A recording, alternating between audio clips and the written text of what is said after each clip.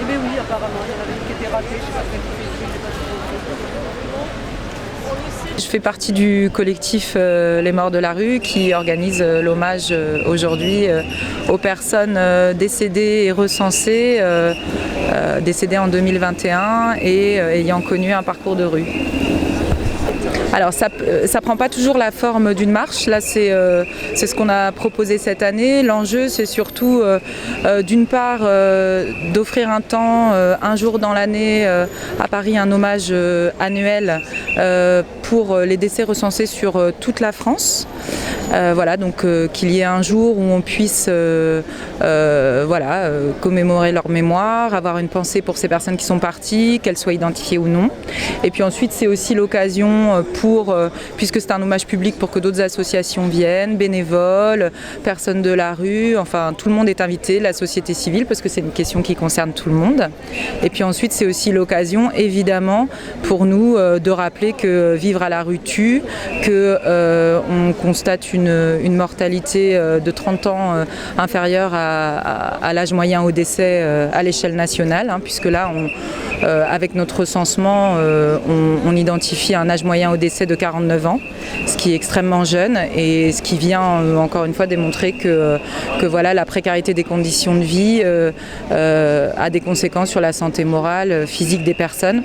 Donc c'est aussi l'occasion aujourd'hui de rappeler cette réalité et aussi d'interpeller évidemment les pouvoirs publics pour qu'il y ait un accompagnement le plus adapté possible aux besoins de chacun. C'est pour ça aussi que cette année, notre hommage il s'articulait sur un message qui était il n'était pas que SDF ou elle n'était pas que SDF, dans le sens où on veut rappeler que les personnes n'ont pas seulement été à un moment de leur parcours privé d'un logement ou d'un hébergement, que c'est des personnes avec des aspirations, des espoirs, des goûts, comme tout un chacun. Donc c'est aussi rappeler la singularité des parcours et du coup la nécessité d'offrir une réponse singulière aussi.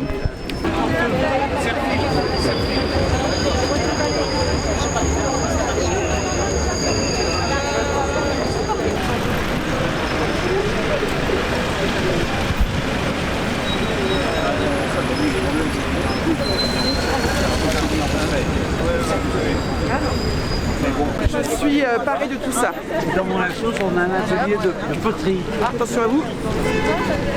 C'est surtout en fait pour rappeler que la rue tue, que c'était une vie à chaque fois qui a été écourtée à cause de ces conditions de vie qui sont très compliquées. Et voilà, le but c'est vraiment de rappeler que voilà, l'espérance de vie c'est pas la même quand on vit à la rue et aussi pour faire bouger les choses, quoi, espérer que ça change les politiques par la suite.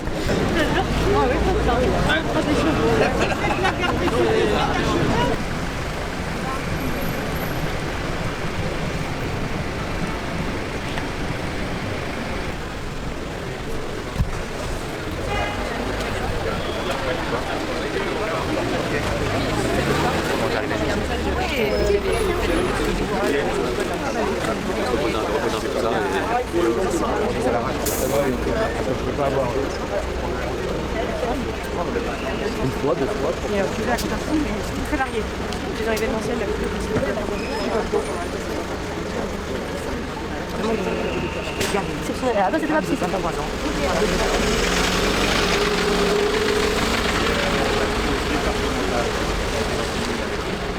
Je suis là pour l'hommage aux morts de la rue parce que je fais des maraudes avec l'Ordre de Malte. On rencontre beaucoup de gens qui sont dans des situations très difficiles.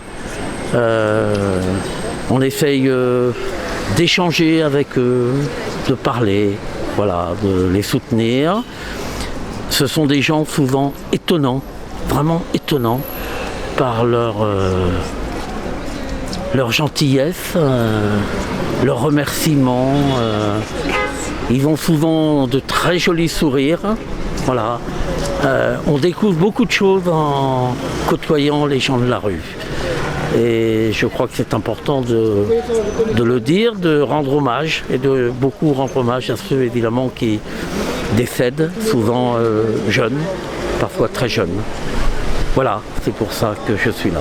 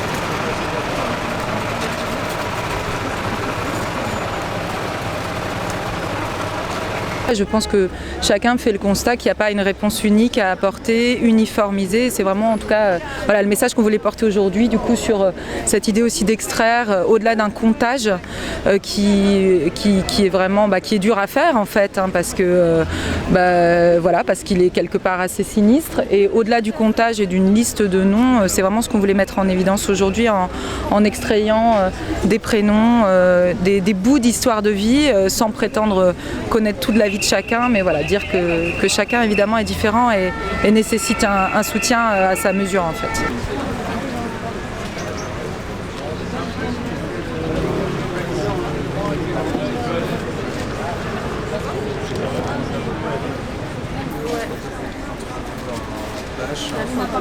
Certaines finalement certaines ont plus élastique, d'autres aussi, je trouve que ça.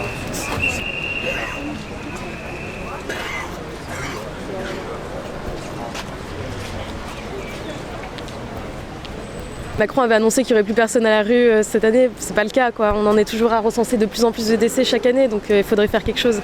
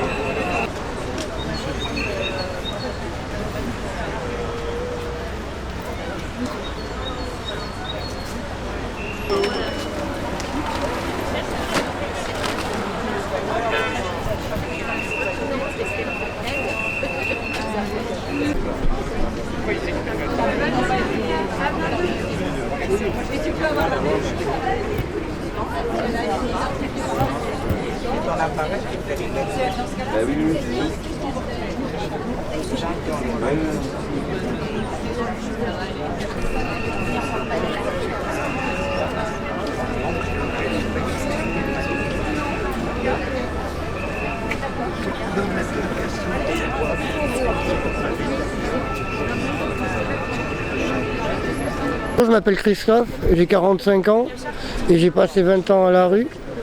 Et j'ai eu la chance de rencontrer un monsieur dans le 19e, mais à Jourdain, qui m'a proposé du travail.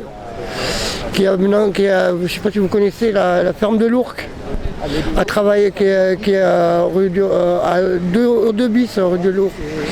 Et là, c'est un chantier de réinsertion qui m'a fait avoir mon appartement et mon travail.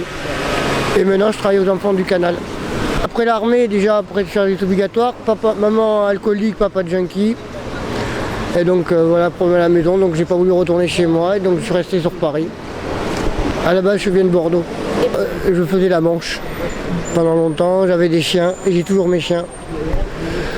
Et d'ailleurs, qui était avec moi, il y en a un qui était encore avec moi, qui est à la maison, qui était avec moi à la rue.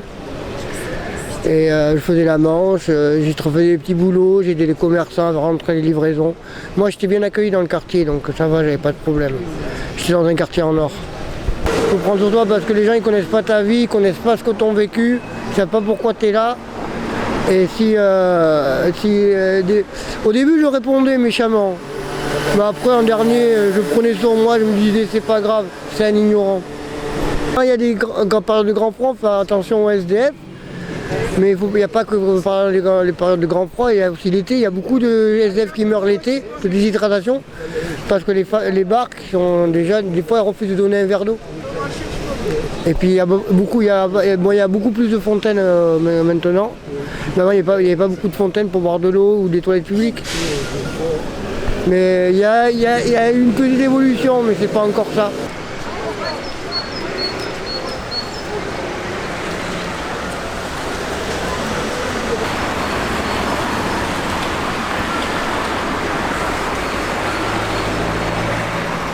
Et je tiens à dire ma pensée personnelle. Je trouve que la question des gens, s'occuper des gens en grande précarité devrait être la première priorité politique à se donner dans un pays de la part de l'État et de la part des collectivités locales et de la part de tout le monde. Je trouve que ce sera une première priorité à faire. Voilà.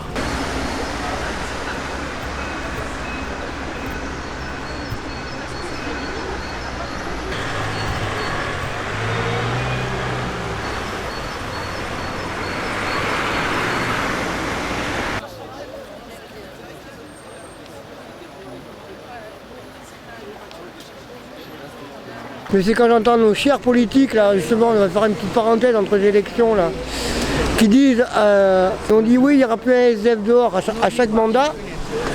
Et moi, depuis que je suis depuis que je suis en âge de raison, j'entends toujours ça et je vois, il n'y a aucun cas. Macron l'a dit, Sarkozy l'a dit, tout le monde l'a dit. Mais c'est on nous prend pour comme image quand il y a des moments forts, bien on s'occupe de SDF, mais après tout le reste de l'année, personne ne s'occupe de vous. À part les assos, les restos du cœur et des trucs comme ça, bien sûr, heureusement qu'ils sont là.